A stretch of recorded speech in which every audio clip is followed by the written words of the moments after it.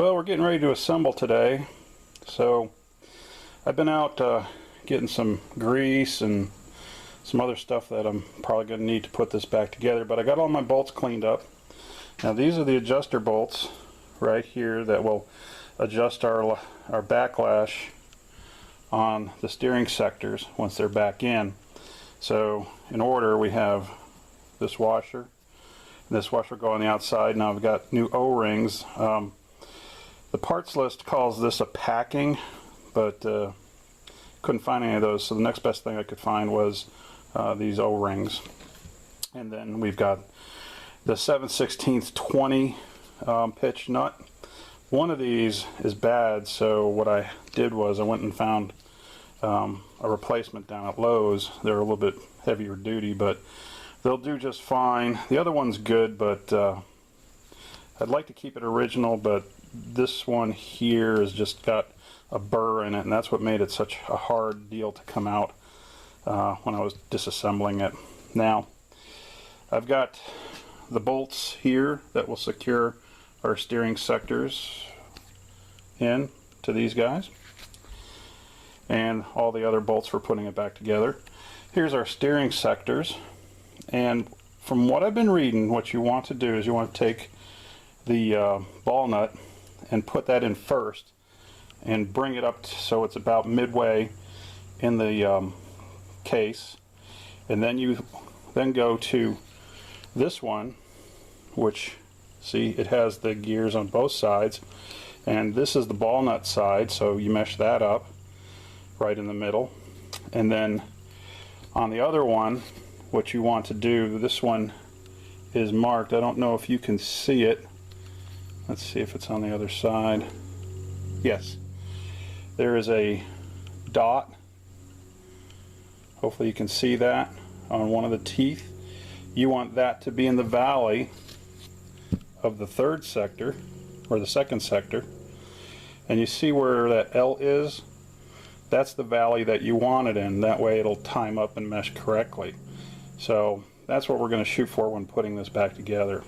So looks like it's time to start putting it back together, and I'll be back as we go along. Okay, she's back together.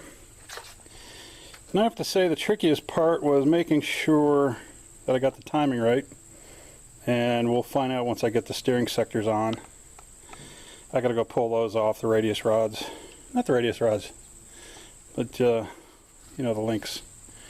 Anyway, she turns really nice and smooth after I did the adjustment on it. And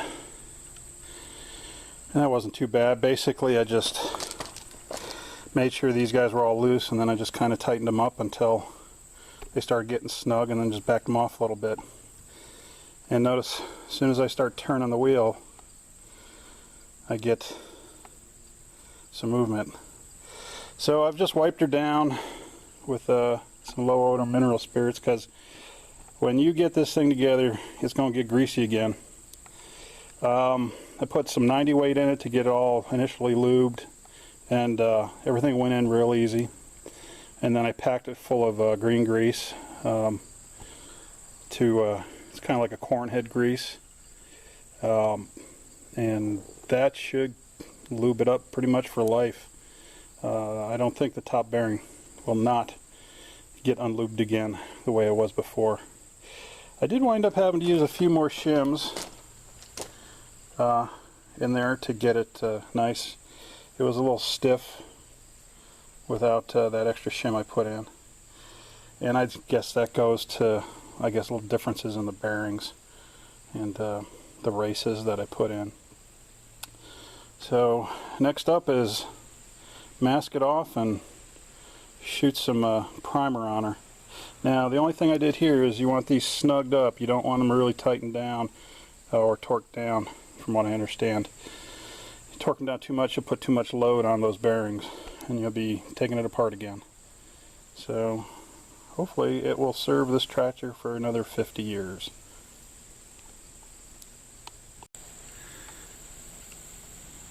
Alright, we got our first coat of paint on it, and it's Ford red, of course. and looking a whole lot better than what it started out as.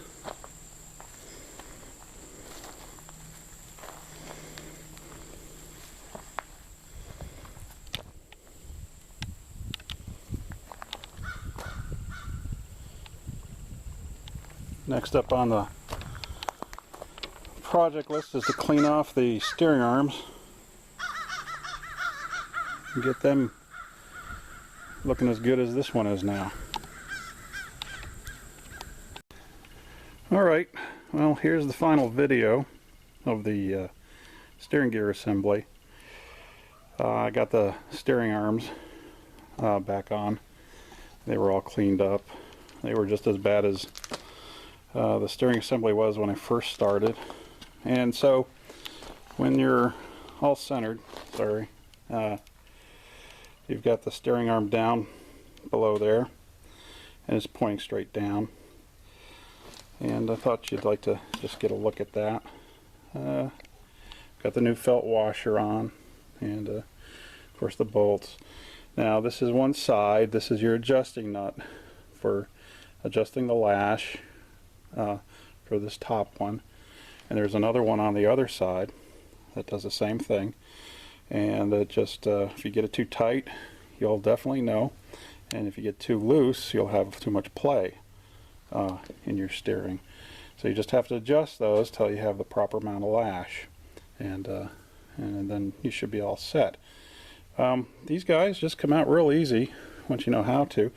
You just need to get this off, and then take your steering arm off, and then there's this bolt here and this bolt here, and then you should be able to pound those right out, and that's how you get those guys out. There's really not a whole lot to these now that I'm on the other end of this.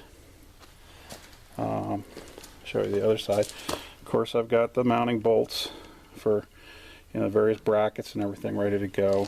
I'll paint these later. For now, for the winter, before I get it back on in the spring, I'll just shoot some WD-40 on there to keep them from rusting. You should only have about 2.5 turns before you hit the end of one side. So if you're going right, and then 2.5 turns back to the middle, and then another 2.5 turns, and then you're to the left. That gives you an idea what they look like as far as in action. No, it's not the most exciting thing, but it's nice to have nice smooth steering. So that's pretty much it. Sorry I didn't get anything while I was putting it back together. That was the worst part of the job as far as keeping clean, because as you put it together, you want to make sure it's all lubed up, and like I said before, had the grease and everything in there, and you just get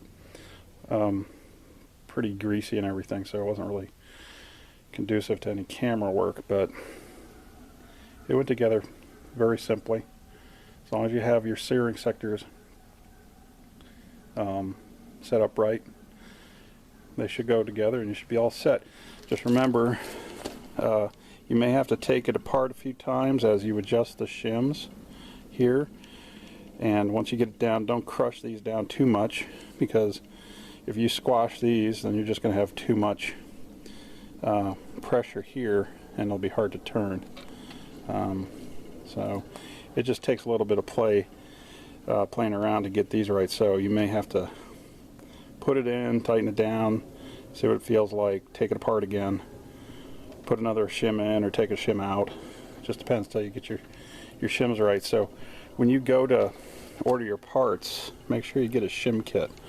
That'll make it a whole lot easier, because the amount of shims kind of has to do with the differences in bearings and seats for this shaft assembly.